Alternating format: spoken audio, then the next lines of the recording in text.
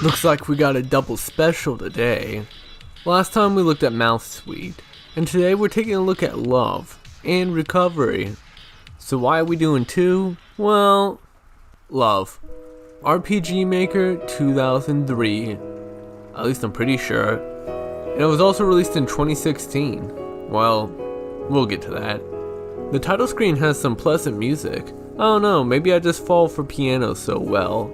So you're playing as Agent L.O.V.E, whose mind seems to be hyper-focused on this agent they're supposedly in love with, Agent Thin. Also yes, this game has a lot of nudity, get used to it. Nothing explicit, basically just blobs on each other. So after waking up from this strange dream, you suit up and get to work.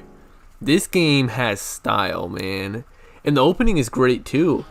So you get the mission from your boss to kill a rival company's agent, stop their machine using the Scarlet Diamonds, and to save a missing agent.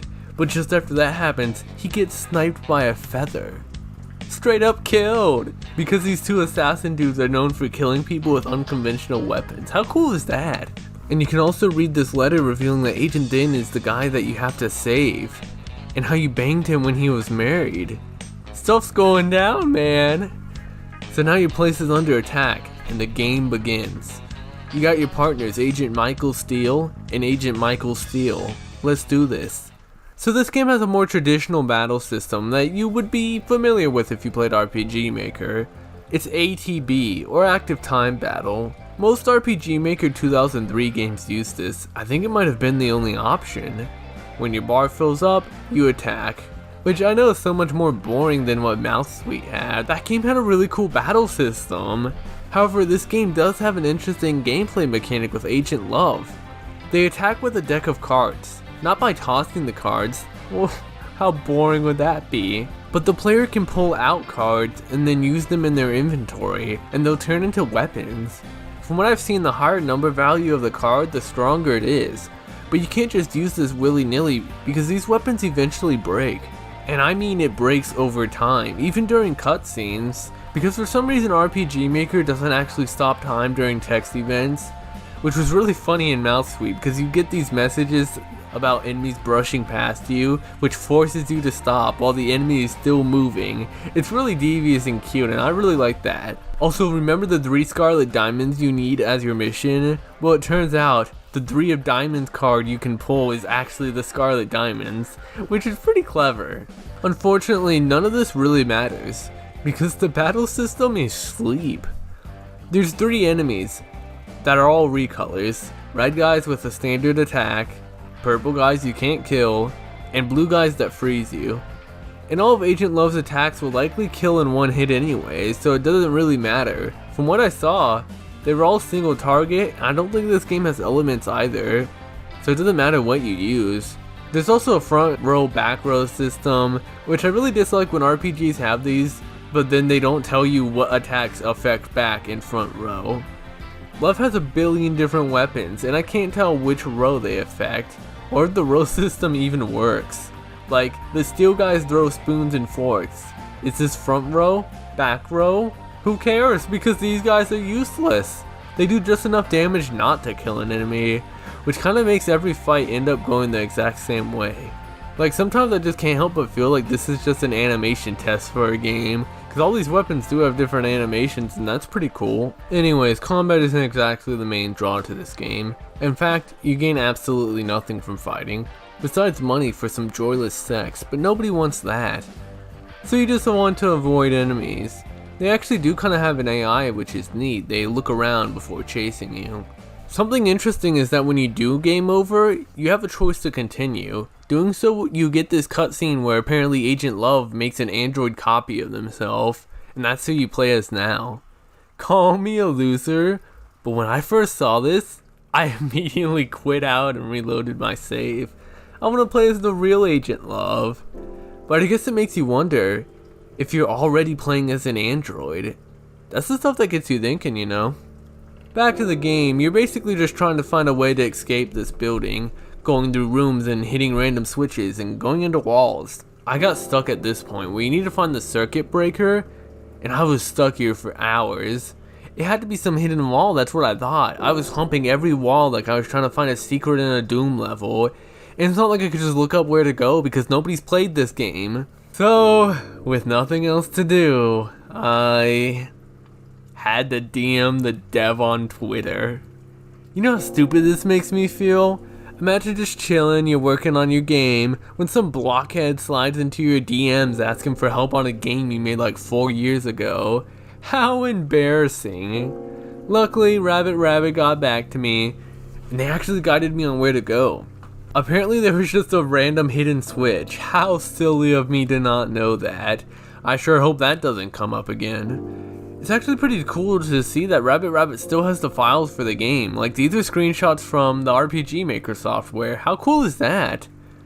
But yeah, you hit the circuit breaker and dip out of the building via a secret exit, and the game ends. What? Oh, did I not mention? This game is unfinished. There's a bit more after this, but it feels like random ideas stitched together from different parts of the supposed final game. It's kind of hard to follow and comes across more like bullet points of the story that would have happened. I do like this bit here at this underwater hotel where everyone has to discard their weapons. It's a really cool environment and I wish I was here for longer.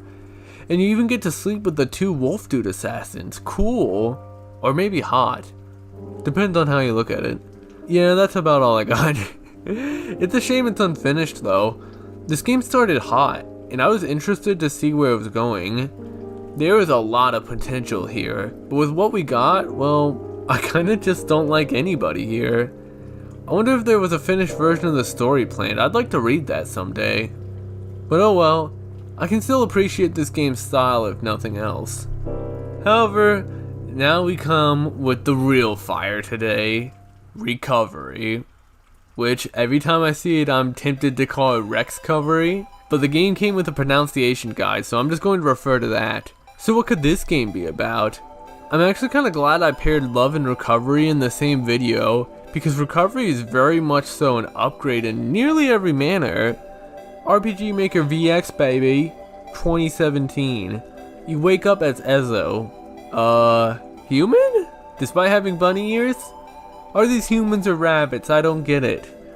So the situation is that you're in your dream, and you don't have the money to pay for your hospital bills, so you have 30 minutes to go around and collect enough dream dollars, or they're going to pull the plug, and you're going to die. I wish it was that easy in real life. The dream money part, I mean. So how do you get money? By exploring your dream world, and also by beating enemies. Yep, this game has combat too, and it's actually pretty good. I had my issues with it at first, like how you can wander into an area with drastically overpowered enemies, and like any RPG, trying to use the escape option on a fight where you would actually want to use it, it won't work. Maybe it's my fault for not saving, but something about using manual saves under a time limit, it's kind of weird to me. So the combat in this game is actually kind of similar to that of Final Fantasy II, at least with how it progresses. Depending on the weapons and attacks you use, you can increase your stats and proficiency with that weapon, and even get new skills. There's also like a ton of different party members to get, 24 of them. They're found all around your dream world, and while some have requirements, most will just join you by talking. You can swap out with other party members besides Ezo, whenever. And you can have 4 during battle at all times. They fall into 4 different classes or archetypes. Humans, which may or may not have bunny ears. Witches, which can use spell books and are pretty cool. Beastmen, the buff boys. And droids, the robot homies.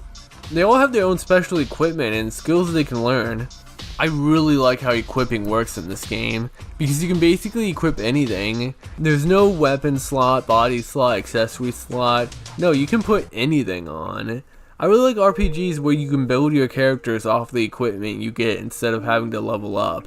Like, even if you don't use guns, you can give them to allies just to increase their agility.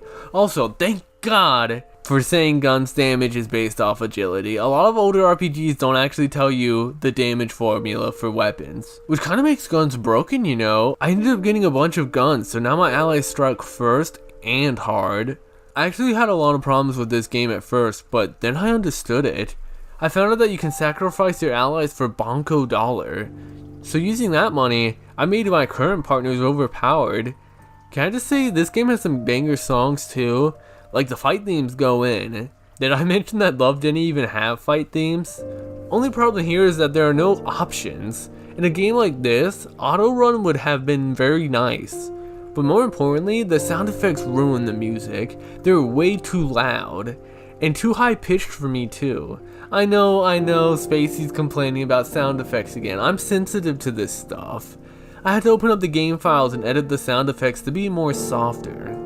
It was also around here that I was thinking, this game would have been a lot cooler if there were like 100 party members and the game was randomly generated every time. And this game does have steps towards randomization, like items from chests are completely random with no balance at all seemingly. Same with the skills you learn. This game has an insane amount of different skills, all learned randomly. I played through multiple times and never saw the same skills. Hell, the run where I won, I didn't even get any new skills, I'm not sure why. Although with that in mind, after beating the game, I'd have to say that the fact that this game isn't randomized makes it a lot better actually. I ended up dying, like, from the timer. I didn't even make it that far, so what did I do? I started routing. The first few runs of this game are practice runs. Understand the layout, the map, where all the characters are, and then plan out an efficient route in order to win, because the timing is extremely tight. Remember how I said RPG Maker doesn't freeze during text? If you're reading the tutorial text and endgame dialogue, your time is wasting. You've already lost.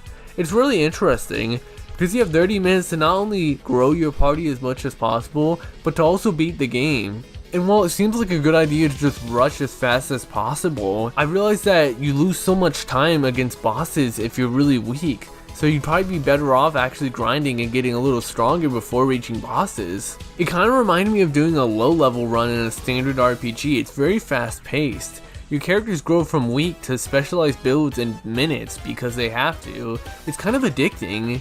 It's not a slow burn to becoming strong. It's an adrenaline rush of numbers going higher and higher. So what was my strategy? To focus on the robot characters. I know what you're thinking. Uh-oh, Spacey's on its robot takeover talk again. Yes, I am. But no, there's an actual reason. Robots are busted, but expensive. They have the most equipment slots, so you can make the most versatile class. They also can't be killed for money, which means you can just use them and kill everyone else. Another reason? They're really cute. Lastly, they don't have to worry about elements. I kinda do have a problem with the element system. There's a lot of different elements that are weak to other elements, and you can tell what element an enemy is based off their color. But the only time you get to read weaknesses is here, and if you don't remember, your time is going down. So I just kinda avoided magic. What ended up being my team, you may wonder? Ezo had to be here, but they were my speedster item user physical tank. 14 was an insanity damage dealer launching rockets. Despite not liking magic, I had EO because they could learn some powerful magic, which actually didn't happen on this playthrough. They didn't learn anything, so they become item user number 2. Lastly, I had 2, who was basically the same as 14, just absolutely insane damage. For some reason there isn't a chip you can equip on robots to help build their magic attack, so magic builds were kind of impossible. But this strategy was a power plan. I didn't know until far in, but you have this like limit gauge thing that when it fills up you get a super attack. This happened pretty rarely, but the ones on the robots are straight up overpowered. I one-shotted bosses with this. The bosses are kind of the highlight of this game too. It's crazy how we went from typical RPG Maker mash attack to win battles in L.O.V.E to actually having strategy with how to build your team outside of battle to how you fight with them in battle. Having to switch up strategy on certain situations, it's good, man.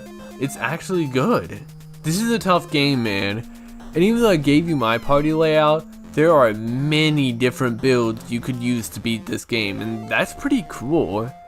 Mine probably wasn't even close to the most viable build, but it was cool because I came up with it on my own.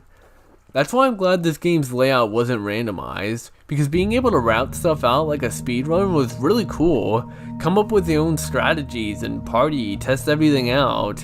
Tell me about that stuff and what you guys did if you played through this game. So what happens when you pay off the hospital bill and beat the game? Well, it's actually pretty crazy what ends up happening. So much so that you'll have to figure it out on your own. Yeah, Spacey's blue balling you guys. Come on, this is a 2-hour game at most. I will say that the ending is either really depressing or pretty happy, depending on who you ask.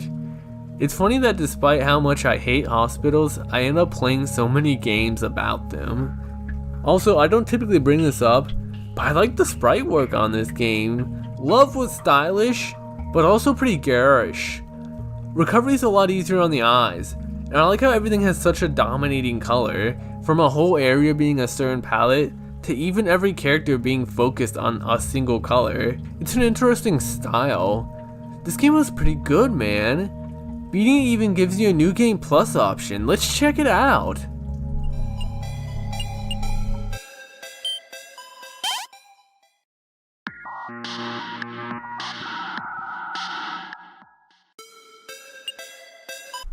Oh, I'm not sure if this is creative commentary on the idea that you only live once or a bug, but I appreciate the idea that this is a statement that they wanted to put so badly into their game that they downloaded a New Game Plus plugin to do it. Respect. Looking at Recovery overall though, I guess I do have one issue with it.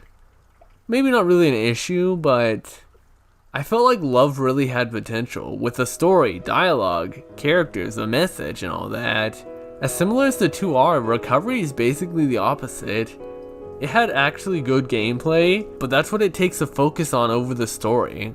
I don't know, maybe I'm crazy. I can't really recommend L.O.V.E, but I definitely say give Recovery a play. I enjoyed that one and it's pretty short. I'll catch you all later.